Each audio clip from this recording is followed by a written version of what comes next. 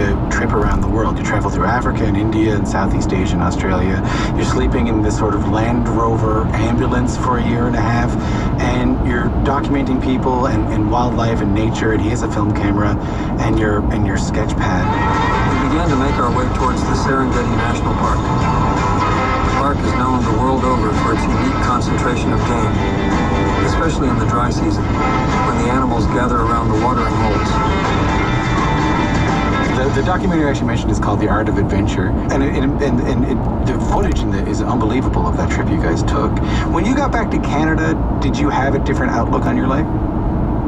No, what I did have, it wasn't on my life, it was a fuller appreciation for all the different ways of life of people all over the world.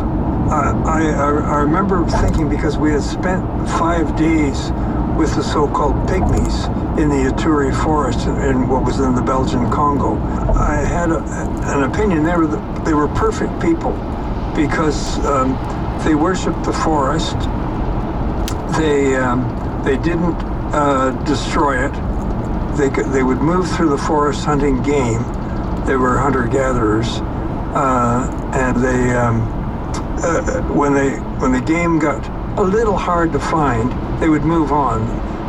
Unlike white man who scrapes the bottom of the barrel and sort of finishes destroying everything, they would just do what was easy, and then they would move on, and so that nature and the forest could recover very, very easily.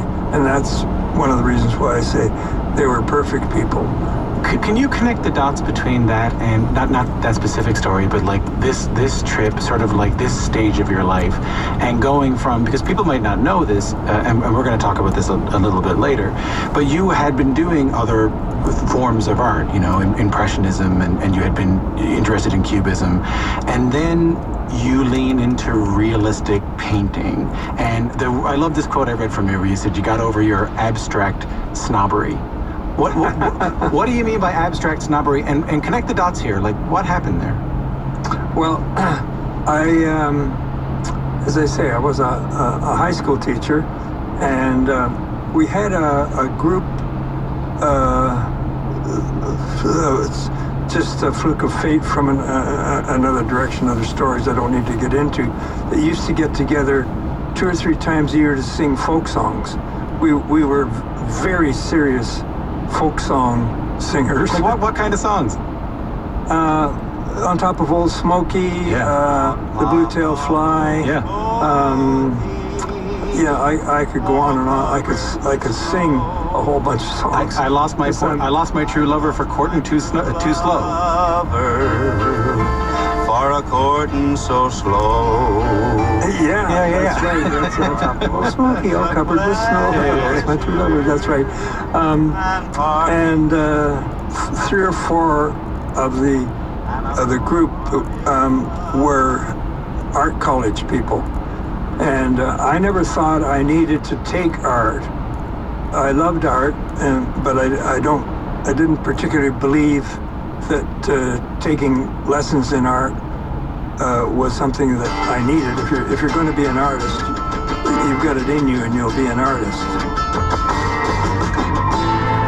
I'm Tom Power, you're listening to Q. You're in the middle of my interview from last year with the Canadian naturalist painter Robert Bateman, who has made his name from painting very realistic, and this is important, accurate depictions of the world around us. Birds, bears, lions, elephants.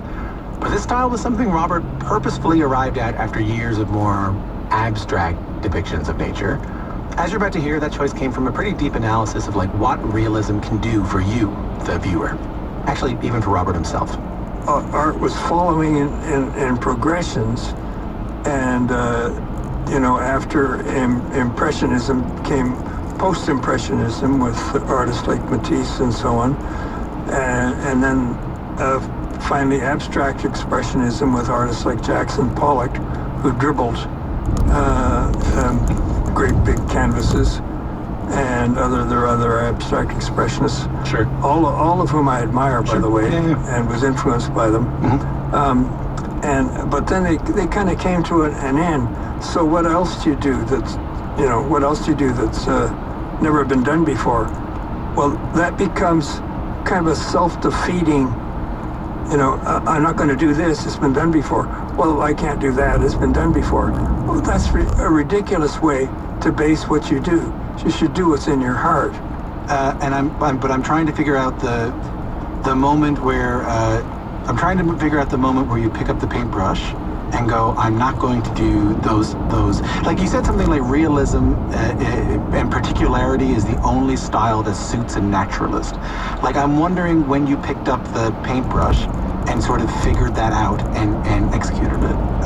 The Road to Damascus was an Andrew Wyeth show.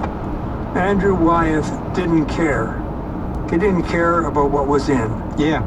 And he just painted his world around him that he loved and he enjoyed, and became now is one of the most best beloved and famous of all American artists in history. One of his most famous one is called Christina's World. It's a hillside. At the top of the hill is an old gray weathered wooden building, and Christina was crippled, and she is down at the bottom of the hill with her head turned toward the house. She had to crawl down to the mailbox every day to get mail. That was hard, but not nearly as hard as crawling back home again. And so there she is in Wyeth's painting, and that painting just hit me like a ton of bricks. It was absolutely real and detailed, all the blades of grass, but it had all this impact, and it wasn't what you might call decorative art to make you feel good. It made you wonder, it made you think. That was partly my, as I say, sudden change. Hey, you can be a serious artist and still paint realism and detailed. Yeah. You don't have to be an abstract artist. So a million things I want to follow up on there. Like, who gets to determine what a serious artist is? Who gets to determine what art is? What could be more artful than the world around us? What are we missing when we don't look into the world around us? But I'm thinking about what you said there about that. It was so successful. These paintings were so successful. I find the idea of success in you really interesting, because this comes up in the documentary. You're making these really highly realistic portraits of, lions, gazelles, and these are creatures you got to see up close in your adventures. They're selling as fast as you can make them. And you talk about in the documentary that you're conflicted about the paintings going into private collections at the time. Why was that an issue for you? Where does that come from? Well, I guess it's the genes for teaching. I always I loved. I was a teacher long before I was a teacher. If I'll explain that. I went to the Royal Ontario Museum on Saturday mornings and taught little kids about nature. So I always really loved, young people and teaching and spreading the word about nature.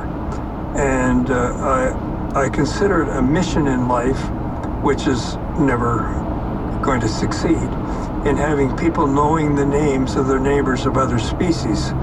So you can't just say, I really love birds.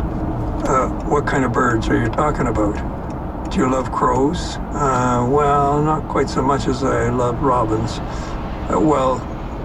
Do you know that there's another bird out in the west that's a lot like a robin called a varied thrush, and so on. So it's all that particularity in knowing the names that I considered a mission in life. Right. And that's when my art also had to show this how you could tell specifics about the creatures you were painting. Right.